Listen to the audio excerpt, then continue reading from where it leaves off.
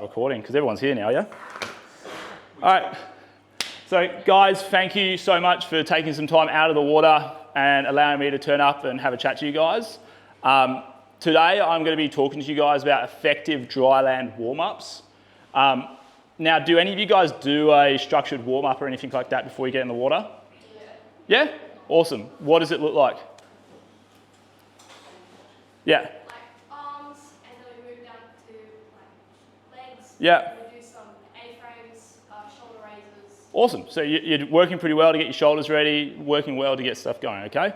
Good, great start, okay? Today I'm going to kind of talk you guys through how we do it with the guys that we work with in Perth and all across the world now to design these warm-ups so they can make sure that you guys can train as well as you can every single time you get in the water, but also so you can avoid injuries going forwards and stuff like that, or just open up your ranges a bit better, okay? And we'll talk about that as we go. But first off, what is an effective dryland warm-up? So for me, it's to open a window of trainability, okay? Now that's a fair few fancy words there, but all it's really saying is taking you from what your normal state is, and your normal range of motions and your normal active ways that you move, and making you better for a short period of time while you train, so you can train at a better level. Does everyone understand that as a concept? Yeah? So dryland warm-ups should be designed to make sure that you, the individual swimmer, can swim better that session. Does that make sense? Excellent. And we do that, okay, by enhancing your physical ability with mobility, stability, and your nervous system. Now, there's a few things there, and we'll go through it as we go through, okay? Just bear with me. If any of this is sounding, too nerdy or too much, we'll go through it, okay? But before we dive into it, a little bit about myself, okay? So who am I and why should you actually listen to me? It's something that I've kind of thought about a few times is, why would anyone want to listen to me? Especially guys in the country and stuff like that. I used to be a swimmer from the country. Not as country as you guys in Mount Barker. I'm sorry, I'm from Bunbury, so I think I classify myself as privileged country, being from Bunbury, okay? We were still country, we still had 2 hours for Perth and all of that stuff. We still didn't have as much as the guys in the metro area have, and they still don't, but we had a fair bit more than most other clubs that I've been to. I've been to places like Tom Price and done this presentation, and I tell you what, they have nothing, okay? But a bit about what I have done as a professional in this space, okay? We've coached over 5 world records now. I actually need to update that. We had another one the other day. So we've coached over 5 world records in the pool and in the open water. Most of them are open water world records. We've helped over 500 swimmers go to nationals, and I've personally been coaching in the water, kids in the water and on the gym floor or dry land setting since 2012, okay? All in swimming, okay? I've come from being a swimmer to being a swimmer and a coach at the same time, coaching juniors, to being just a swim coach, to just an S&C coach, and mixing it up between both, okay? I'm no longer coaching in the water now because I don't like getting wet and cold, but I do gym coaching still, okay? But most importantly, like I said before, and there's proof for you, there's me with a Bunbury Swimming Club cap on from nationals in like 2010 or something, okay? Hence why there's so many pixels on the photo, okay? So I've been where you guys have been in terms of a country kid. I used to actually not even live in Bunbury. I lived in like Dardanup, Ferguson Valley, what's 45 minutes outside of Bunbury, and had to travel 45 minutes to go to training every morning and then back and all of that stuff. So I've done a lot of travel to get to training and doing all of that stuff, okay? So I kind of understand your situation in a lot of ways where probably a lot of other people who may or may not have come down to talk to you guys probably don't, okay? So we've already been through this. Who currently does a dryland warm-up? Yep. Allegedly, it's everyone. Yeah? Okay? Well done. You're actually in front of most places that I go to and I get crickets and no one raises their hands there. So that's great. Like, it makes me really happy because I personally believe that your dryland warm-up is, one of the real, ways that you can make a difference in your swimming, okay? It's the easiest way that you guys can get in front of people who aren't doing it. Because how many times a week do you guys train? 2 to 3, yeah? 2 to 3 times a week?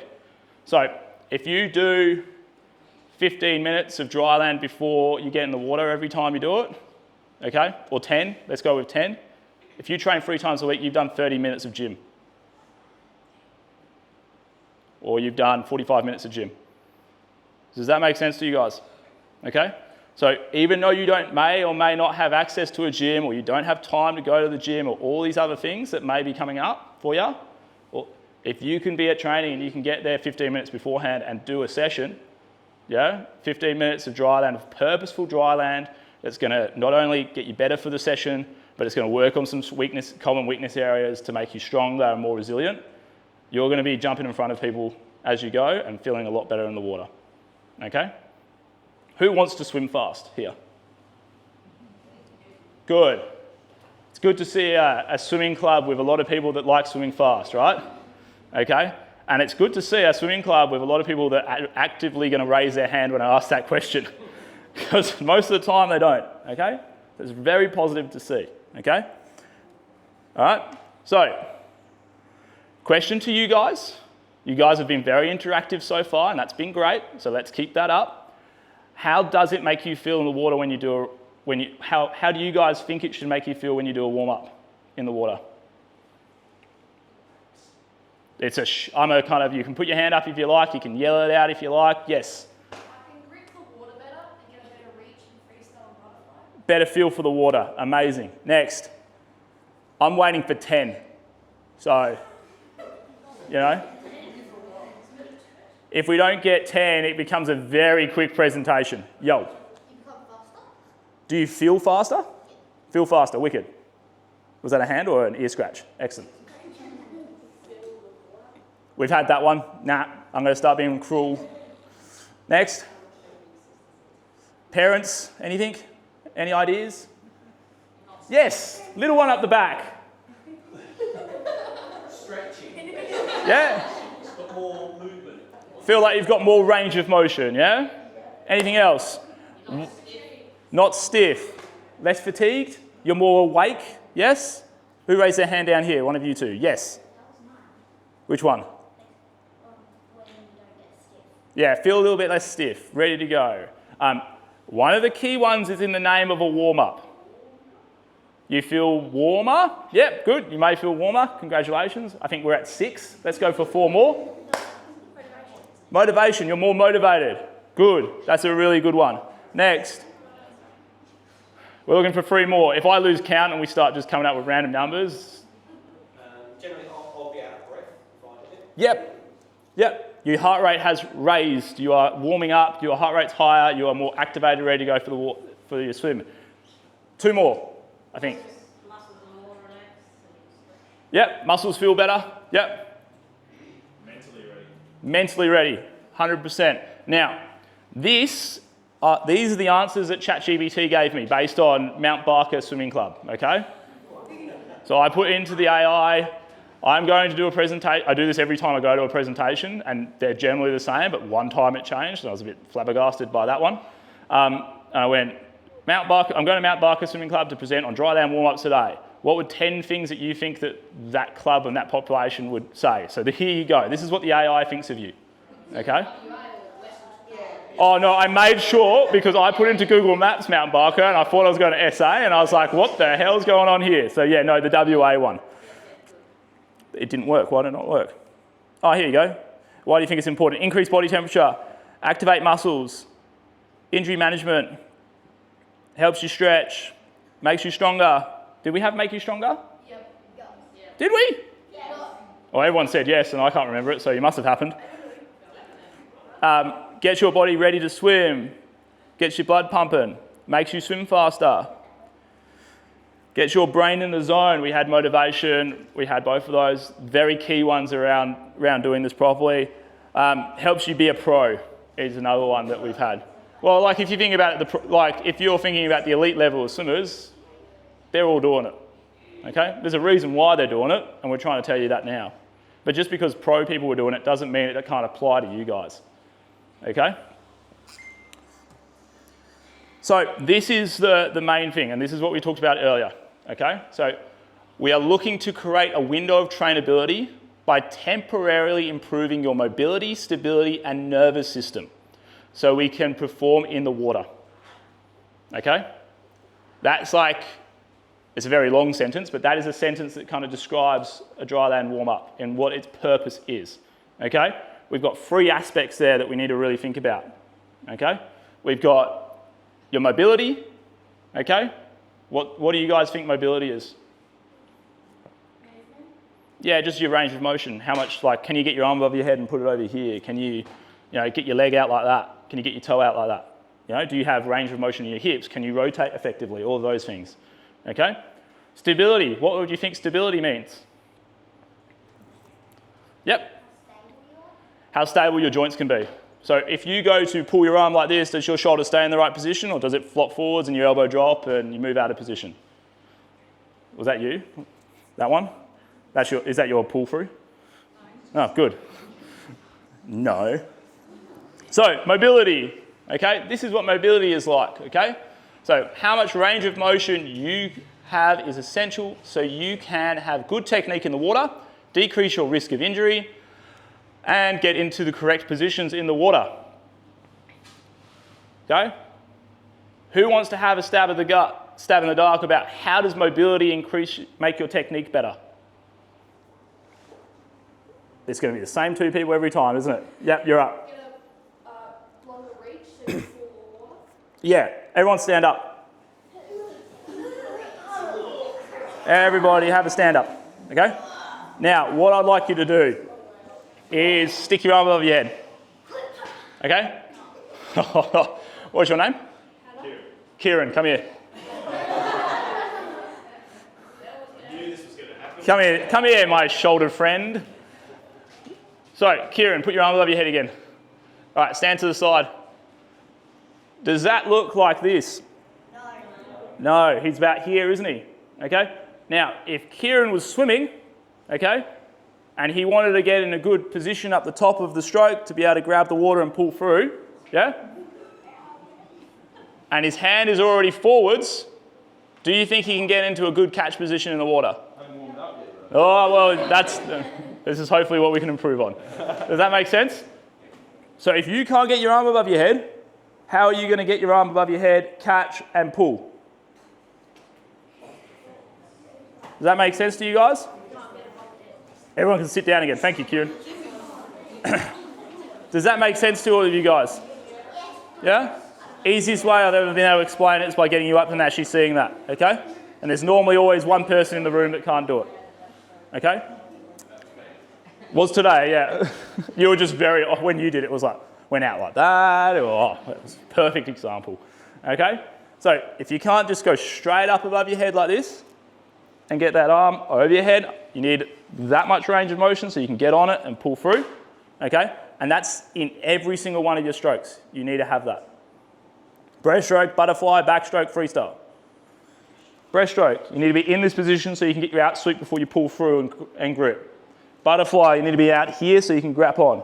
Backstroke, you need to be up here so you can grab on. Freestyle, you need to be up here so you can get on. Okay? Fundamentally important for you to actually have a good technique in the water. Okay?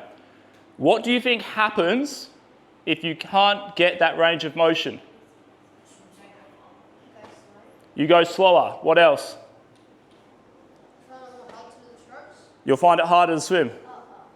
Yep. You rotate and the body's not stable. Yep, you'll have instability in different places and you won't be able to connect with the water properly. What's mainly going to happen is, okay, you guys probably all know that your arm needs to go above your head so you can pull through, okay? Like you probably know that this right here is probably the position that you'd want to be in, right? Yeah? Fair comment? Cool. Now, if you can only get your arm up here, okay, but you know it needs to be at the surface of the water, you're going to try and get your hand to the surface of the water, okay, but you don't have the range in your shoulder. So what does your body have to do? It will have to move something else out of alignment to make sure you get into that position. Does that make sense? Yes. You've got a question? No, you're just practicing? No. Cool.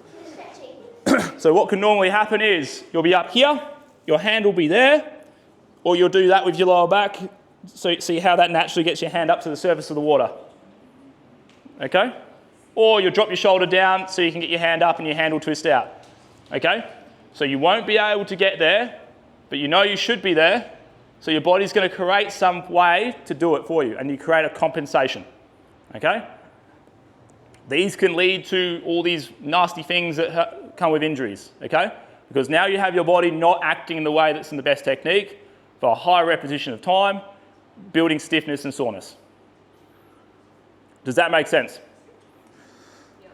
Has anyone ever explained to you why range of motion is actually important for swimming? Or they just say you need to stretch because it's important for you? Yeah, that's the mechanics of it. That's the consequences, okay? Okay? If you can't get yourself in the right position in the water, out of the water, you're not going to be able to do it in the water, I'll tell you that for free, but your body will try and find a way for you to do it through compensation and other ways. Or you just won't have the technique. Sound good? That's why this mobility aspect is important, and that's why it's up the top, okay? Because if we don't have the right range of motions to start off with, the other two things are pretty redundant, okay? And you'll figure out why. We'll talk about that in the next couple of bits. Sorry about that. So, stability. Being able to maintain a position and alignment when swimming. Have a stab in the dark about what you guys may think that means.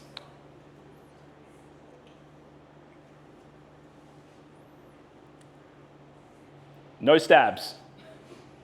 Excellent. What about, has anyone been told about your core and how important your core is in swimming in terms of maintaining like your stability in the water and not rotating out of position, right?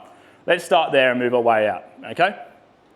So in terms of stability, I've got the shoulder picture up there and I'll go through that why in a second, but if you don't have a stable trunk, okay, when you go here, your body goes out here. Who's got a stroke that might snake through the water a little bit? Bit wibbly wobbly. A few of you? Yeah. Lack of stability, okay?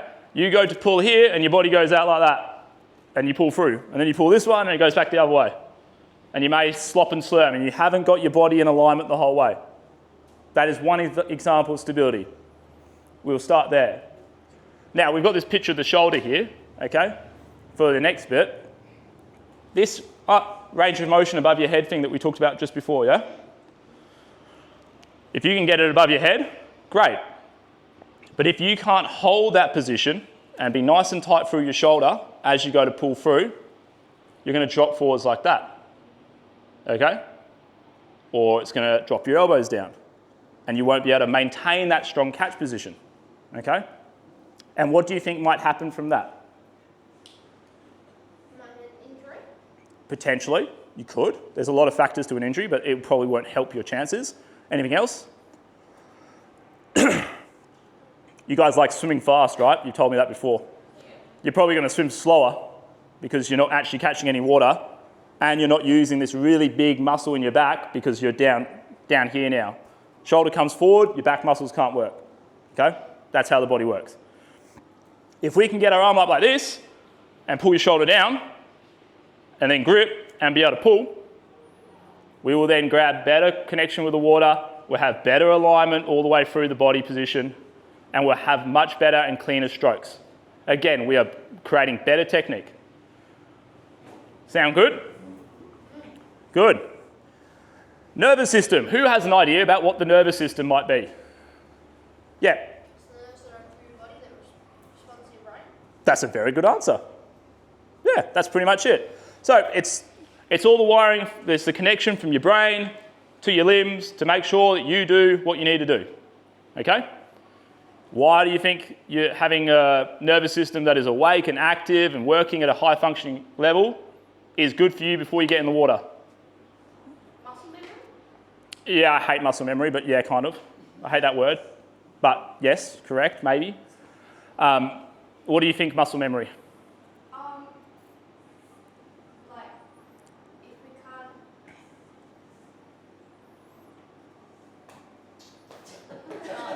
can't... See, this is why I don't like the term muscle memory. I use it a lot in like music. If I'm swimming a stroke over and over again, I can... You've remembered the pattern, right? Yeah, cool.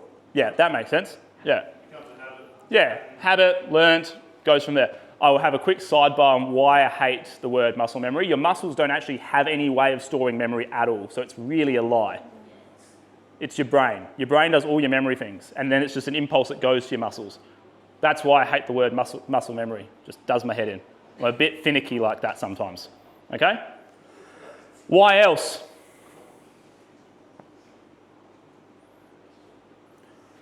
If you want to go fast, is it advantageous to be awake or asleep? Awake.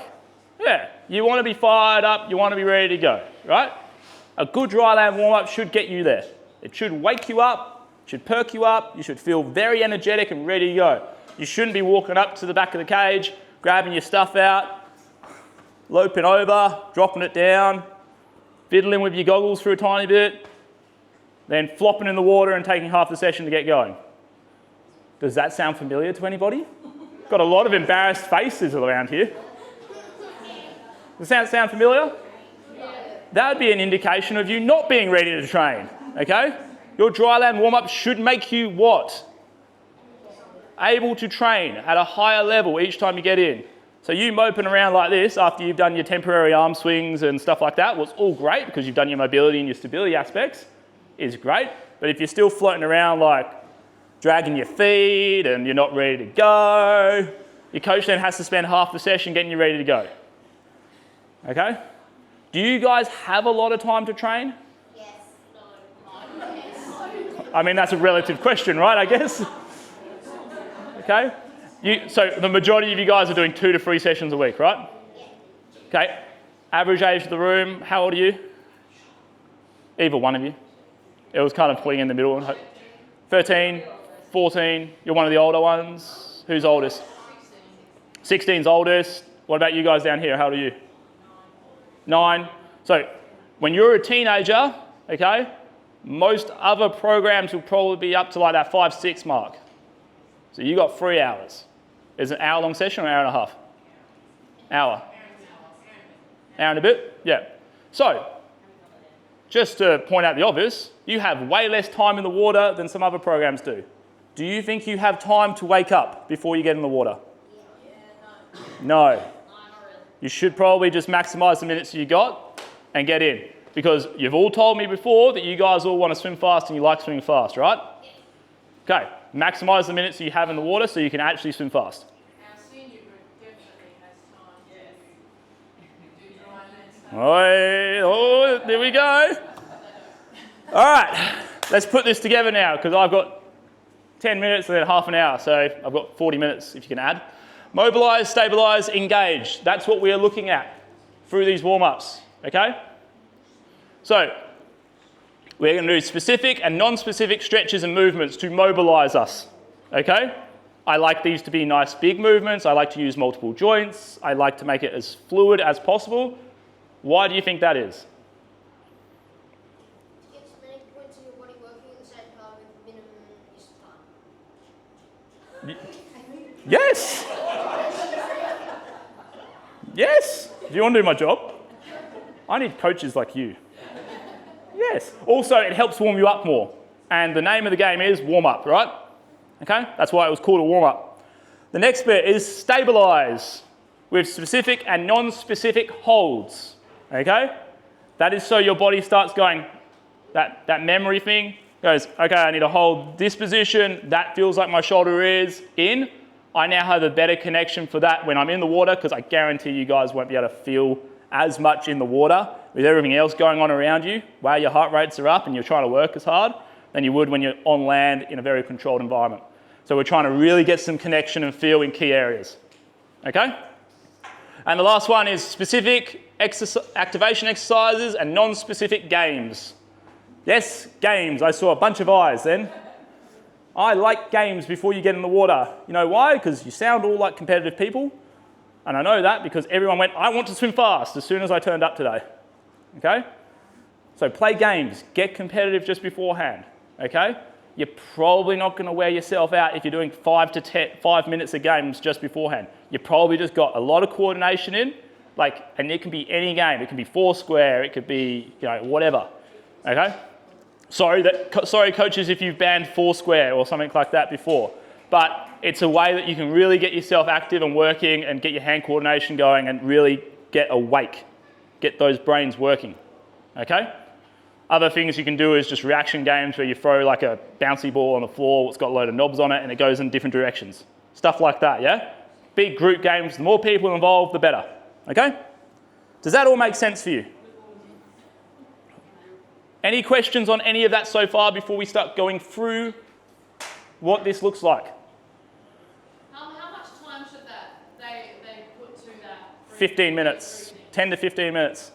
It will take us half an hour today because we will be teaching it, but the guys that we do this exact same warm-up with, 10 to 15 minutes. And they're doing it before every single session, gym or swim. Because the more times we can do it, like I mentioned before, the more opportunities we have, the more that frequency compounds and builds up. Okay? And seeing as it's all very swimming-specific work, it makes sense to be doing it a lot. Okay? Go away. Any other questions? Nah, nothing? We all good? Cool. Now, we are going to go through this warm-up on the screen now, once, all together in this room. Okay? I will guide you through it. Okay? I will help you. Okay? And then we're going to go out to that grassy area over there. It's lovely. I like seeing a lot of grass next to pool decks. I'm going to nominate 2 people in this room to remember the whole thing. Okay? And they are going to run it outside. Sound good? Because what I don't want to happen is for me to leave and you guys have forgotten exactly what we talked about or how to do anything. So if we get 2 people to memorise it, at least then we've got a better chance. Sound good? Theoretically okay, right? All right, up.